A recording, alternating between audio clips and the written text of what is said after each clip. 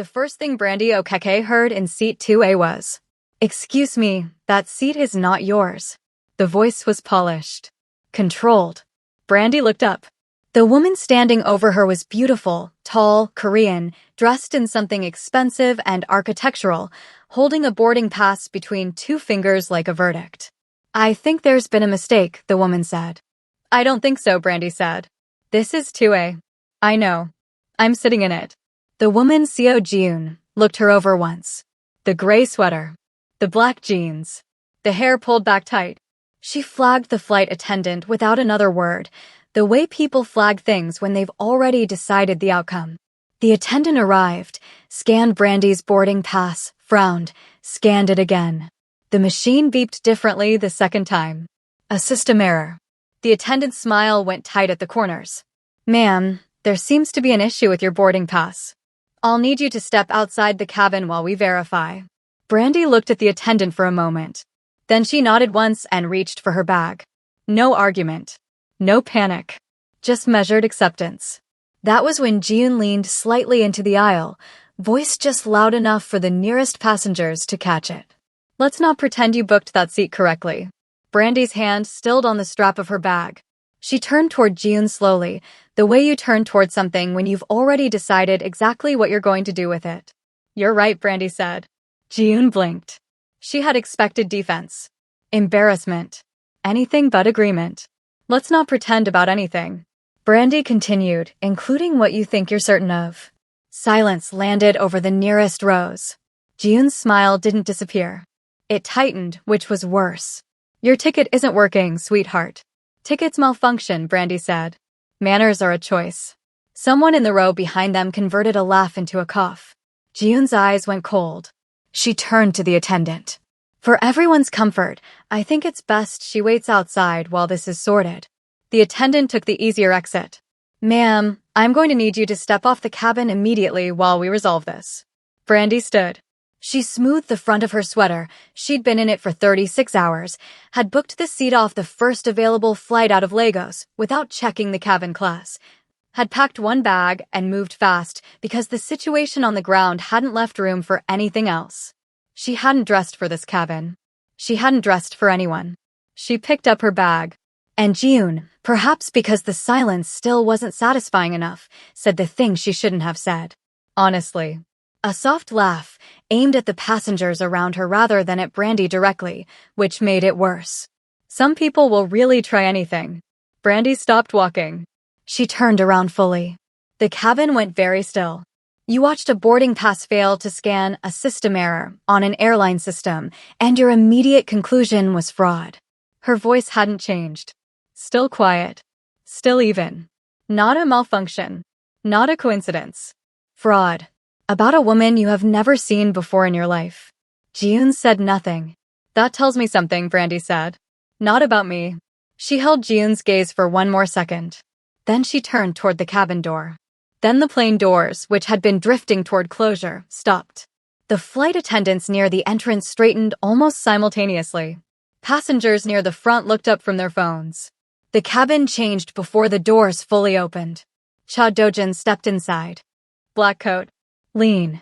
Sharp-featured in a way that photographs never quite captured. He moved through the entrance with unhurried certainty, flanked at a careful distance by two men who positioned themselves the way shadows do, present without being pointed at. Brandy was still in the aisle, bag in hand, when his eyes found her. He took in the scene quickly, completely, without appearing to try. The attendant with the scanner. The phones were still raised. Jiun stepped forward immediately, her whole energy shifting. Dojan. Warm. Familiar. The first genuine smile she'd produced since boarding. "I didn't know you were on this flight." He looked at her for exactly 1 second. Nothing in it. Then his attention returned to Brandy. "What's happening?" he asked. The attendant began explaining the system error, the verification, standard procedure, in the careful tone of someone now very aware of their audience. Jiun cut in before she finished. Her ticket conveniently stopped working. A small, reasonable laugh. "These things don't tend to happen to people who actually belong up here." Dojan didn't look at Jiun when she said it. He was looking at Brandy. "And you," he said directly to her. "Apparently I don't belong here," Brandy said. Dry. Controlled. Exactly as much as she meant it and nothing more. Something moved in his expression. Brief. Deliberate. He turned to the attendant. She's with me. The cabin froze. He looked once at the passengers who had been recording, then back at the attendant. My wife. The world stopped. Brandy didn't move immediately. Not because she was shocked, but because she was calculating what this would cost her. If you've ever been underestimated in a room you earned, you already know how Brandy feels right now. Subscribe and turn on notifications so you don't miss what happens when she stops being quiet. Brandy turned her head toward Dojan so fast she was certain it was visible. Even her composure, all the years of careful maintenance, flickered for half a second before she locked it back down. Jiun's face went through several things in rapid succession: confusion, disbelief, something that might have been the first small shock of humiliation. She started. That will be all, Dojan said to the attendant. Not rudely. Just finished. The attendant, visibly relieved to have a solution that required no further decision-making on her part, stepped back. Of course. My apologies for the confusion. Brandy stood very still for one more moment. Then she turned around, walked back to seat 2A, and sat down. She stared straight ahead at the seat back in front of her. Dojan settled into 2B beside her and opened his laptop. He said nothing. She said nothing. The plane began to taxi. 20 minutes into the flight, somewhere over the city lights bleeding into darkness below, Brandy turned to him. Why would you do that? She asked, her voice low enough that only he could hear it. He didn't look up from the screen immediately. Then he did, and she was close enough now to see that his eyes were darker than she'd expected and considerably more alert. They were going to remove you, he said simply. You could have said I was your guest. Wife was more effective. She stared at him. You understand what you just started? Yes. Phones were recording. I know. By the time we land, it will already be everywhere. He looked at her directly now, and something in the steadiness of it was more unsettling than hostility would have been. What's your name? She held his gaze for a long moment. Brandy Okeke. Something moved through his expression, so brief she might have imagined it. I know that name. Most people in certain rooms do, she said. Then you understand why the wife was more effective than guest. She didn't answer that. She turned back toward the window. He returned to his laptop. But twice, she counted, she caught his reflection in the glass watching her instead of the screen. And twice he didn't look away when he realized she'd noticed. Neither of them said anything about it.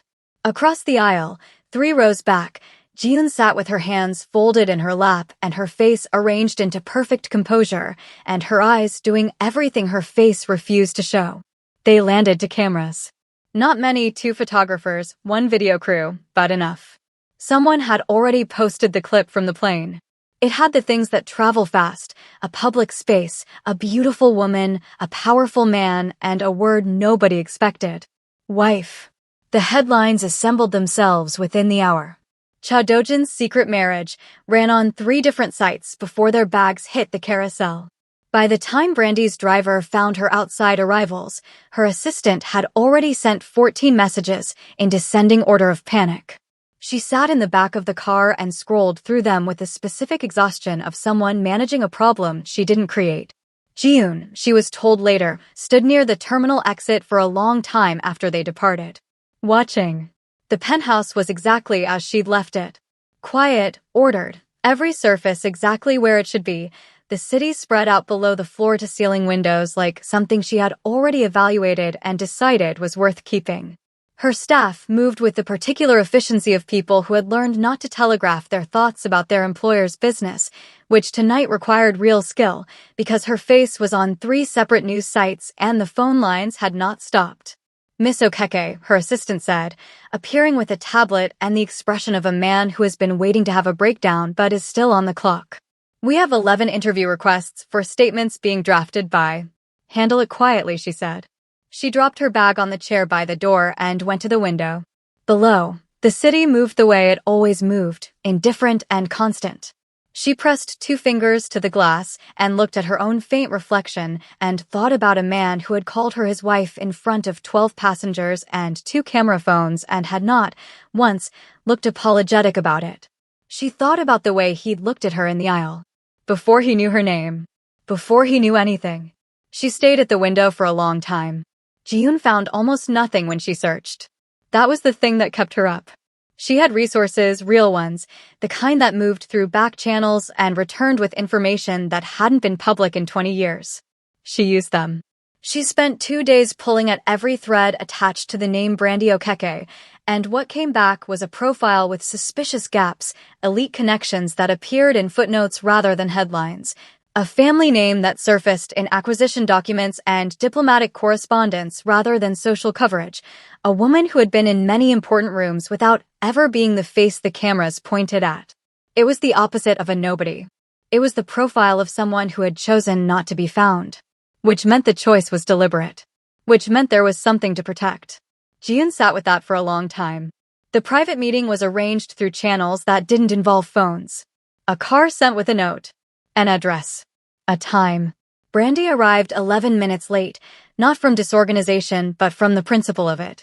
She walked into the room, clean-lined, minimal, the kind of space that communicates power by what it removes rather than what it adds, and found Dojan standing near the window in the same general quality of stillness that seemed to follow him everywhere. He looked at her like he'd expected the 11 minutes. "Sit," he said. "I'll stand," she said. He accepted that without reaction and moved to a chair himself, which she hadn't anticipated. She'd expected him to remain standing, a posturing move, a height advantage held. Instead, he sat, which lowered him relative to her, and she wasn't sure if it was calculated or simply didn't matter to him either way. "I want to propose an arrangement," he said. "I assumed. The marriage rumor has become useful and certain." "No," she said. He paused. "You haven't heard the terms." "I don't need to. I'm not interested in being a prop in your strategic calendar, Mr. Cha." Something moved in his expression. Not offense. More like the specific alertness of someone who is used to people agreeing with them and finds the alternative genuinely interesting. "The attention will follow you regardless," he said. "My name attached to yours creates a particular kind of coverage. Until I address it, it doesn't go away. I'm suggesting we let it serve a purpose before it does." "And what purpose is that?" "There are parties interested in my business decisions who become less aggressive when they believe my personal life is stable and occupied." He said it flatly, like it was a logistics question. A visible relationship, temporary, controlled, creates a specific impression. "You want to borrow my credibility. I want to share mine." "That's not what you said." He looked at her steadily. "Seo Ji-yoon is planning something." The room changed with that sentence. Not in any visible way, but she felt it. "What kind of something?" she asked. "She's been making inquiries about you. Through channels that aren't subtle. She doesn't know what she's looking for yet, but she's angry enough to keep looking until she finds a version of the truth she can use." Brandy was quiet. "She'll find something," he said. "Or she'll manufacture something. She has enough of a platform to make the manufacturing just as damaging." "Why do you care what she does to me?" "I don't," he said simply. "I care what she does to the situation I created." She looked at him for a long moment. At the absolute flatness of his honesty. At the way he didn't dress it up or apologize for it or try to make her feel better about the calculation. There was something almost respectful about how little he tried to manage her. "I'll think about it," she said, and left. She was almost at the door when he said, "You didn't look afraid." "On the plane." "Not once." She stopped but didn't turn around. "Most people do," he said. "When a room turns against them." "I know who I am," she said quietly. A pause. "I know," he said. "That's the problem." She left without answering that. But she thought about it for 3 days. She didn't have to think about it for long. Ji-yoon appeared on a program 3 days later, a fashion and lifestyle segment, elegantly staged, the interviewer clearly a friend. She never said Brandy's name. She didn't need to. "There's this pattern," Ji-yoon said, crossing her legs, her voice warm and thoughtful like a woman reluctantly sharing wisdom of women who understand that proximity to a certain kind of power is its own form of currency. "You see it. These women who appear suddenly in first class at galas in photographs. They're strategic. I don't blame them, I understand the impulse, but I think we should be honest about what it is." The interviewer nodded. "Certain women," Ji-yoon continued, "spend a lot of energy crafting an image of belonging in rooms they were never meant to be in. And powerful men are not always, she paused, letting the pause do work, discerning in certain moments. The internet caught it immediately. Attention seekers. Women who trap powerful men. The comment sections wrote the rest of the script without Jiyoon having to say another word. Brandy watched the clip once, all the way through, with her face completely still and her hands folded in her lap. Then she put her phone face down on the desk. Fine, she said quietly, to no one. Let her try. The invitation to Jiyoon's charity gala arrived the next morning. Hand-delivered. Beautiful cardstock. The kind of invitation that is also a weapon, depending on who receives it. Jiyoon was expecting one of two things. Brandy wouldn't come, which would be its own kind of victory. Or she would come, underdressed, unprepared, and the room would do what rooms like that always do to women who don't speak the language fluently enough. Either way, Jiyoon won. That was what she believed. Brandy read the invitation once. Then she made 3 phone calls. Then she called her stylist. The gala was everything that kind of event promises: high ceilings, low lighting, people in expensive clothes having conversations about money with the word charity placed in front of them to make it comfortable. Jiyoon moved through it like she had been born in the center of every room she entered, which, in most ways, she had. She was beautiful and gracious, and in complete control of her environment. She was telling a story to a small cluster of guests near the entrance when the room changed. She didn't see it happen. She felt it, the particular way that attention reorients in an enclosed space when something unexpected enters. The subtle turning of heads. The pause in competing conversations. The cocktail glass held midair while someone forgets to drink from it. She turned. The room noticed Brandy before she fully entered. Black couture, something architectural, deliberate, expensive in the way that makes cheap look loud by comparison. Diamond jewelry that caught the light without chasing it. Hair pulled back in a way that showed all of her face, every angle of it, with the easy confidence of a woman who has never needed to hide. She moved like she wasn't thinking about how she was moving, which was the most expensive thing in the room.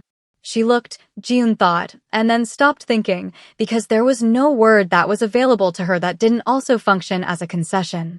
Untouchable was the word. But Jiyoon did not allow herself to think about it. The first executive who approached Brandy was someone Jiyoon had been trying to secure a meeting with for 6 months. He walked directly to Brandy with his hand extended and a smile that was genuine and warm, and that Jiyoon had never once received from him in 3 years of overlapping social circles. Miss Okeke, he said. Your mother sends her regards. Jiyoon went still. Across the room, someone else, a diplomat, a name that existed in the kind of newspapers that only certain people read, inclined his head toward Brandy with the specific deference of someone acknowledging an equal. And then the CEO of a firm that Jiyoon knew handled international acquisitions at a scale she had only read about leaned in and said, quietly but not quietly enough, "We've been waiting for your decision on the Lagos port acquisition. Whenever you're ready." The Lagos port acquisition. Jiyoon knew that project. She knew it the way you know something that has been in the news in a way that suggested billions and multinational stakeholders and a kind of leverage that didn't exist at the level Jiyoon operated on. She felt the understanding arrive in pieces. Slow, then all at once. Brandy moved through the room the way water moves through something that was never built to contain it, not forcing anything, not announcing anything, simply occupying every space she entered with a completeness that made resistance feel structurally impossible. People came to her. Not because she signaled for them, but because she didn't have to. This was not a woman who had stumbled into first class. This was not a woman who had been chasing proximity to power. This woman was the proximity to power. Across the room, Dojan stood near the far windows with a glass he hadn't touched, watching. He had said very little since arriving. He said very little in general. But Jiyoon had watched him all evening the way she always watched him, with the careful attention of someone who has wanted his focus for years and learned to interpret even its absence. He was watching Brandy now, not with the calculation he usually brought to every room. Something else. Something she recognized with a sinking clarity as genuine interest. The real kind. The kind you can't manufacture and can't compete with. He had watched powerful people enter rooms his entire life. He knew what performed confidence looked like, the way it announced itself, the way it needed the room to confirm it back. Brandy Okeke didn't need the room to confirm anything. He picked up his glass for the first time all evening. He didn't drink from it. He just needed something to do with his hands. His deputy leaned in beside him and said something about the port acquisition, about the Kolo Keke name, about what it meant for certain ongoing negotiations. Dojan didn't hear most of it. He was watching Brandy laugh at something an elderly diplomat had said, not a performance laugh, not the social kind. A real one. Brief and unguarded and gone almost before it arrived. He had not seen her unguarded before. He decided, standing there with an untouched glass and a conversation he wasn't participating in, that he was in serious trouble. His deputy said his name twice before he responded. I heard you, Dojan said. He hadn't heard anything. Jiyoon moved. She crossed the floor with the smooth intentionality of someone executing a plan, and she arrived at Brandy's side just as the diplomat moved away, and she placed her hand briefly on Brandy's arm, a social gesture, friendly. The kind that costs nothing unless you know what's behind it. You look stunning, Jiyoon said. I'm so glad you came. Brandy looked at her with an expression that held neither warmth nor hostility. Just clarity. The specific look of someone who can see exactly what's happening and has already decided how they feel about it. Thank you for the invitation, Brandy said pleasantly. Jiyoon tilted her head. Though I hope tonight isn't uncomfortable for you given, well, a small smile. A glance around the room. These circles can be so. Mrs. Hargreave said a voice behind Jiyoon. She turned. An older woman, silver-haired, impeccably dressed, the kind of woman whose name appears on buildings rather than in gossip columns, was looking at Jiyoon with an expression of polite confusion. I'm sorry to interrupt, the woman said, and directed the rest of what she said to the people nearby rather than to Jiyoon specifically, which was its own kind of dismissal. But I want to make sure I've understood correctly. Did you publicly make remarks about the Kolo Keke family? She paused. On a recorded program? The name dropped into the surrounding conversation like something structural had shifted. Jiyoon felt the room realign before she could stop it. I didn't, she started. The Kolo Keke family, the woman continued, still pleasant, still deadly, whose infrastructure development agreements represent approximately 40% of the developmental financing for the region. A pause. I only want to make sure I'm clear on the sequence of events. Someone nearby said something in Korean, too quiet and too fast for Brandy to catch, but she watched the blood pull very gradually from Jiyoon's face like a tide going out.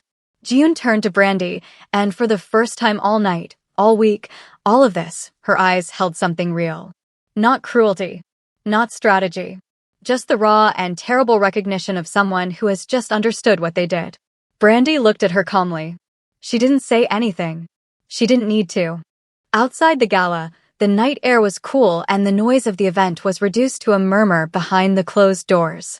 Brandy stood on the steps with her wrap around her shoulders, her heels in her hand because the stairs were uneven and she had decided she was done performing for the evening. She heard him before she saw him. Not footsteps, she heard the quality of the air change, the way it did in closed spaces when he entered them. Cha Dojan came to stand beside her. Not close. Just adjacent. Looking at the same middle distance. They stood like that for a moment, which, with him, felt less like silence and more like a particular kind of conversation that didn't require words to be functional. You didn't have to come tonight, she said. I was already invited. You could have left early.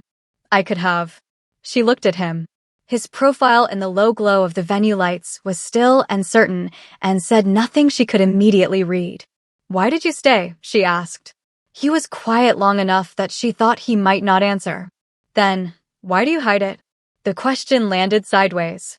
She hadn't expected him to redirect, and she hadn't expected the question itself to feel as pointed as it did. Hide what? All of it. He turned to look at her then. Full attention, the kind she was starting to understand was not his default and was therefore something. The name. The family. The weight it carries. You travel in gray sweaters and sit quietly in your seat and say nothing when rooms try to remove you. I said enough. You said almost nothing. I said what was required, she replied. I don't need everyone in a room to know what I carry. I know what I carry. That's enough. Something in his face shifted. Not dramatically. Just a fraction of opening, the way a door that's always locked might settle slightly differently in its frame. People act differently when they know, she said, quieter now. It wasn't meant to sound vulnerable, but she heard it the way it came out. She left it anyway. They stop seeing you and start seeing the name, the connections, the weight of what's expected. And then you spend every conversation inside someone else's version of you. He looked at her for a long moment. I noticed you, he said. Before I knew your name. She heard it land. She felt it land. She didn't say anything right away because she was doing what she always did, measuring, assessing, deciding how much of what was real to allow to the surface. I know, she finally said. Does that change anything? She looked at him. At the steadiness of him. At the way he asked the question without leaning into it, without softening it, without performing anything around it. Just the question, direct and clean. From the bottom of the steps, a photographer's flash fired, distant, speculative, the kind of long-lens attempt that wouldn't produce anything usable.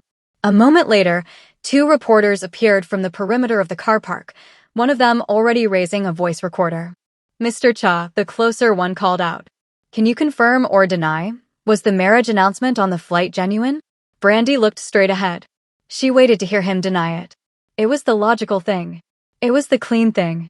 They had no actual arrangement, no terms agreed upon, no framework that would survive either of their due diligences. He would say it was a misunderstanding. He would say it with the same flat certainty he brought to everything else, and that would be the end of the story that had started at 35,000 feet in a gray sweater. She was already composing the follow-up, the statement her assistant would send, the quiet retraction, the return to the particular invisible authority she'd spent years engineering. Dojan turned his head toward her. Just slightly. Just enough. He looked at her the way he had looked at her in the aisle on the plane, before the name, before the gala, before June's face went white and executives came forward with outstretched hands. The same look. Assessing but not cold. Interested in a way that had nothing to do with calculation. Then he turned back toward the reporters. Ask me again another time, he said. The reporter blinked. Mr. Cha. But he had already turned away from them. He was looking at her. She had spent 36 hours telling herself this was circumstance. A plane, a mistake, a man who made a calculated decision that happened to involve her name. She had filed it under useful and moved on. She looked at him now, at the stillness of him, at the way he was watching her like she was the only thing in his immediate world worth paying attention to, and felt the filing system quietly collapse. She wasn't in trouble. She was already there. Dojan, she said. He looked at her. She almost didn't say it. Then, I think I'm in trouble. He was quiet for a moment. Then, so softly she almost missed it. You're not alone. And then, not performed, not strategic, not for the cameras or the voice recorders or any of the surrounding machinery of the lives they both lived, he extended his hand toward her. Open. Still. Unhurried. The way you offer something you aren't sure will be taken. Brandy looked at his hand. She thought about the plane, about the aisle, about the particular fury of standing in a cabin with a boarding pass nobody believed in. She thought about June's smile going slowly, publicly wrong. She thought about the way he'd said wife without checking whether she was ready for it, and the way, despite all the damage of it, the word had also functioned, inexplicably, infuriatingly. Like a door closing between her and something that had been trying to touch her for years. She thought about I noticed you, and what it meant that he'd said it like it was just information. She looked at his hand. Then she placed hers in it. His fingers closed, not tightly, not possessively, just with the quiet sureness of someone who, having offered something, does not second-guess the offer once it's accepted. The cameras fired. Neither of them looked toward the sound. If you made it this far, you already know these two were never just circumstance. Subscribe and turn on notifications because the next story drops soon and you do not want to be the last one in the room. And tell me in the comments, did Brandy fall first or did she just admit it last?